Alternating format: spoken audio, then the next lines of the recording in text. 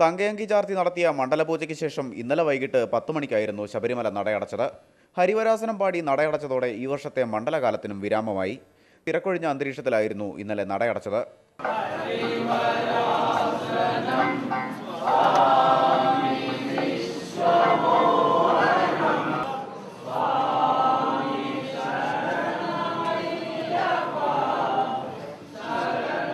മണ്ഡലപൂജയോടനുബന്ധിച്ച് വൻ തിരക്കായിരുന്നു കഴിഞ്ഞ ദിവസങ്ങളിൽ സന്നിധാനത്ത് അനുഭവപ്പെട്ടത്.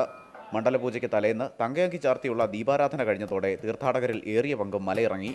വൈകിട്ട് നടയടയ്ക്കുന്നതിന് സാക്ഷികളാകാൻ വളരെ കുറച്ച് തീർത്ഥാടകർ മാത്രമേ സന്നിധാനത്തുണ്ടായിരുന്നുള്ളൂ.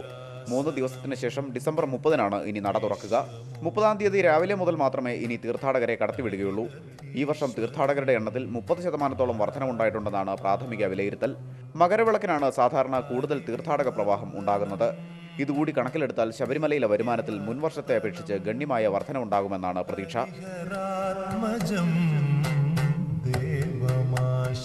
India vision, Sannidhanam.